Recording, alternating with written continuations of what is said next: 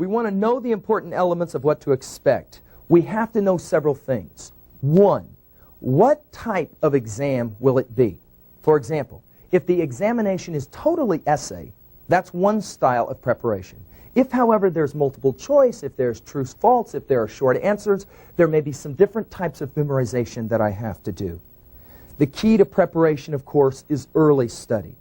Now, I'm going to talk with you in Lecture 7 about the master schedule, and it will be there that we know how to prepare even better for long-term master schedule issues. If we have an exam on Friday, we certainly want to begin our preparation Monday, Tuesday. I mean, that only makes sense. The earlier we can prepare, the better. I'll come back to that concept.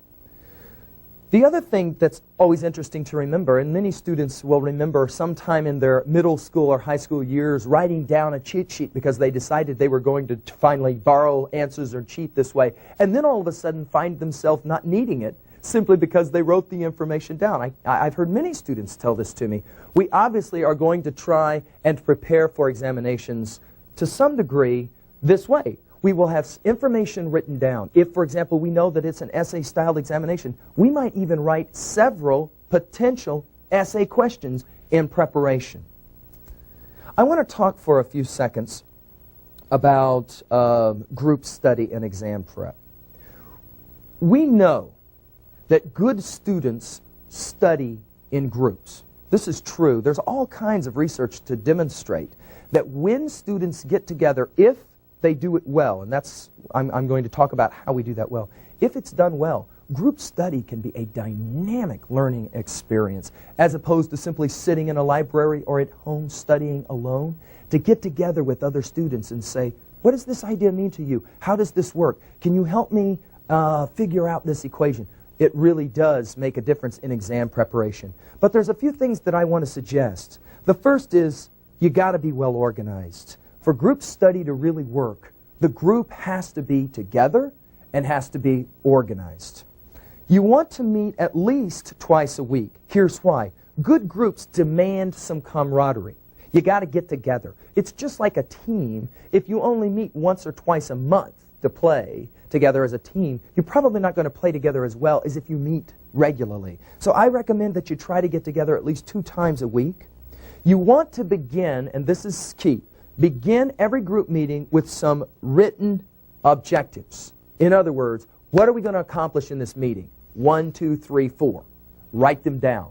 One of the reasons, of course, is that we find ourselves socializing in our groups. Now, that's not entirely bad, and I'll talk more about that in my later lectures when I talk about important learning that takes place not just in the classroom. But when it comes time to study, we want to make sure that we are specifically going to information.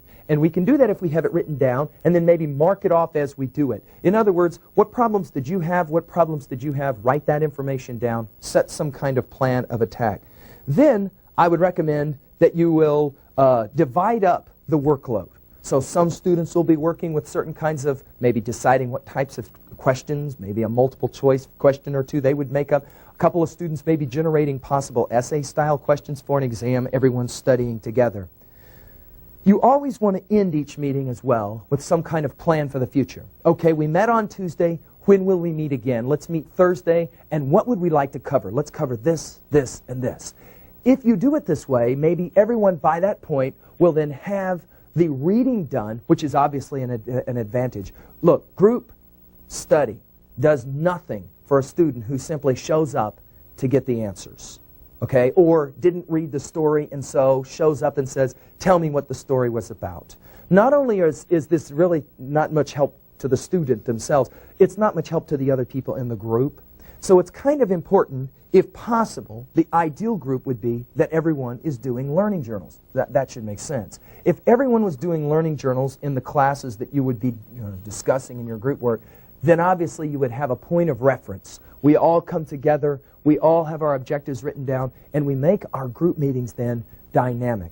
Now, this really does work, and students who take seriously group study as they move on to university already have learned how to get together to study.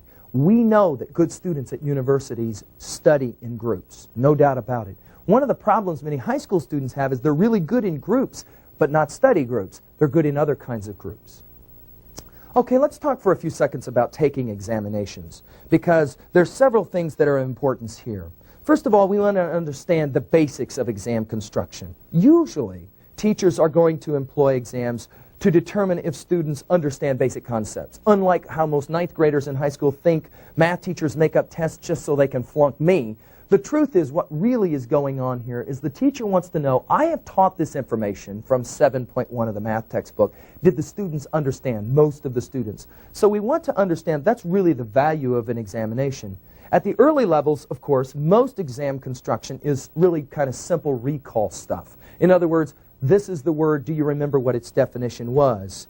However, later on, at advanced levels, oftentimes what you will see happening is that teachers will ask students to manipulate or use information. Of course, if we've learned the information, we can do that. If we haven't, we're going to struggle. Proper exam prep, obviously, is the key to test anxiety.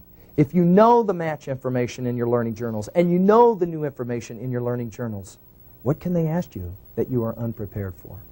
The answer most of the time is nothing, which ought to give you some confidence going in.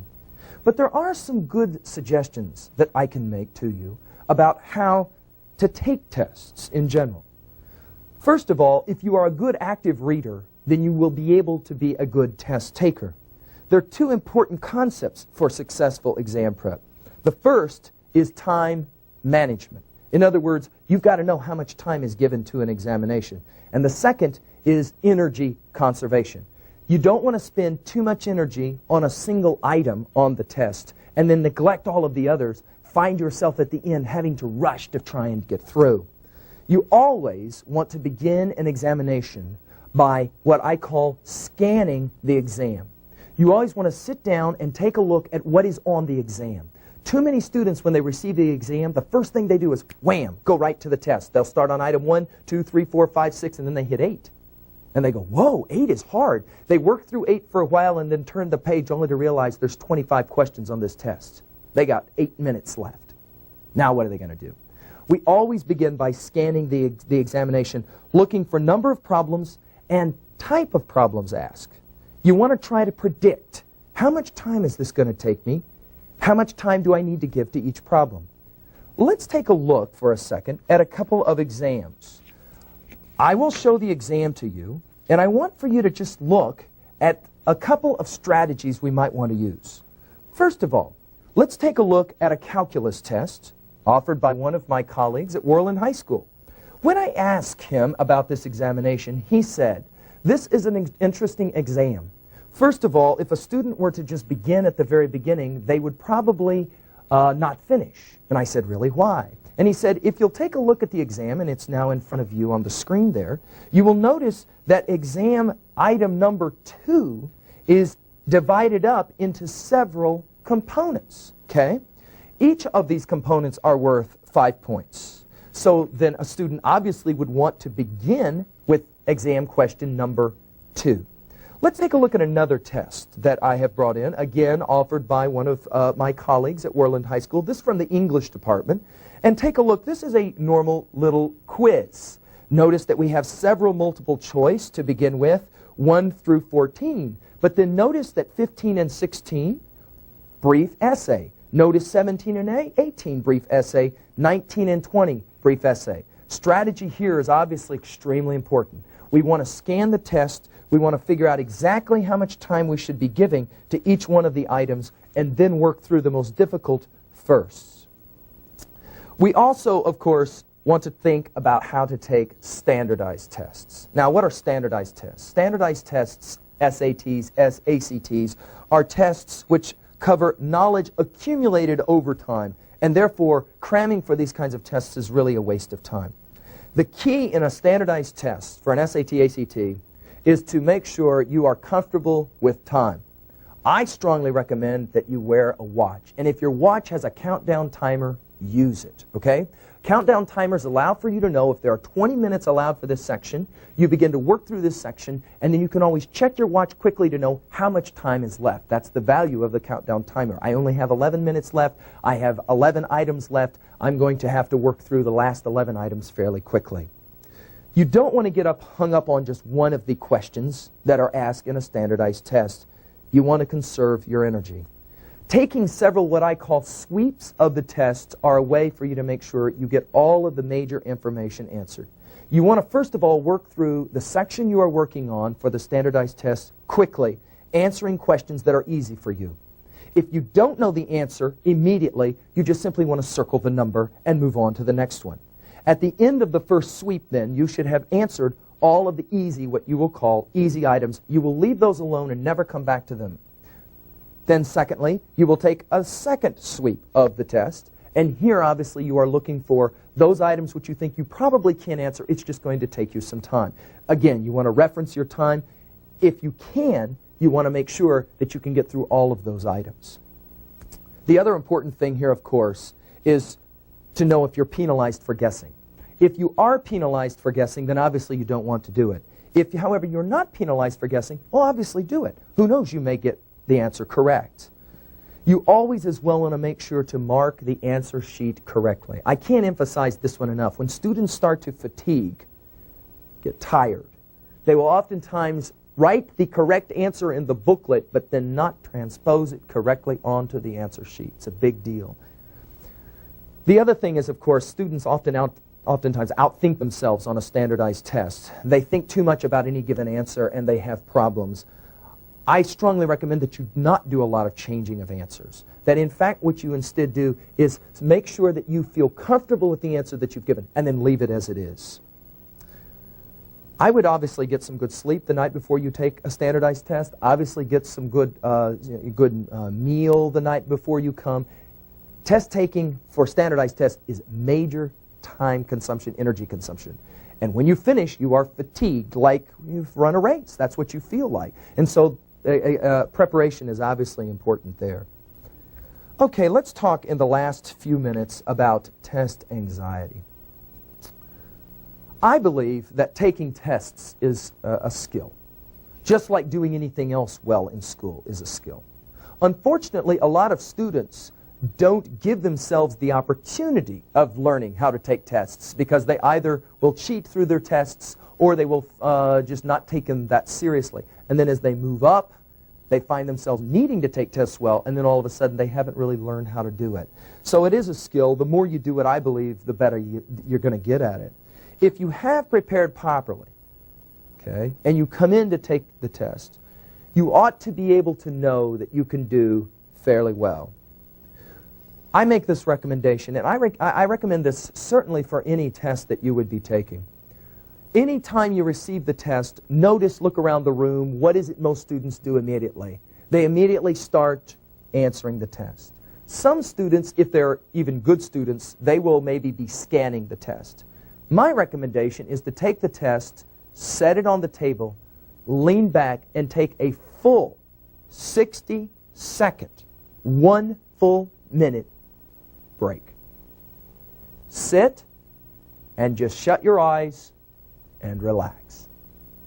If you have done the pre-class reading, learning journals correctly, if you have done note-taking where you have proper match information, proper new information outlined, if you have done proper exam prep, both individually as well as group, if you've worked through then all of what you believe to be the primary concepts and you know that's what's on this exam, all you have to do is relax and let your mind do what it was created to do. Therefore, taking a minute will focus you, and you can coach yourself. Okay, you've done what you've got to do to get ready. Now let's just do it. Turn the test over. 1, scan the test quickly to know number of items and type of items.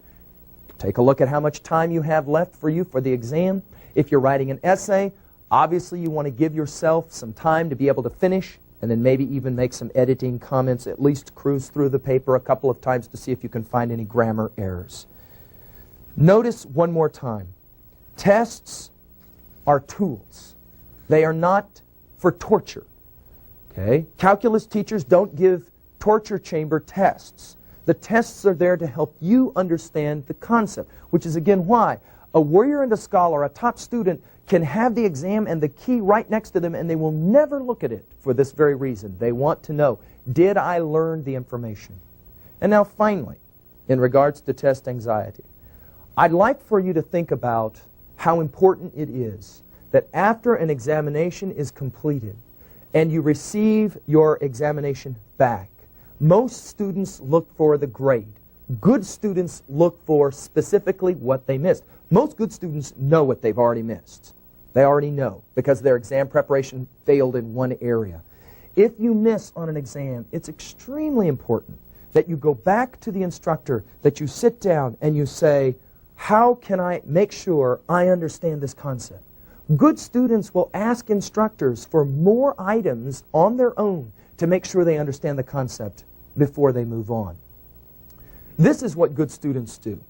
And we know that test taking and test anxiety will decrease as preparation increases. Our challenge for ourselves, remember the bike example, is to not give up. If we bomb on a test, we find better ways to improve in the future. And the better we do that, the more successful a student, obviously, we're going to be.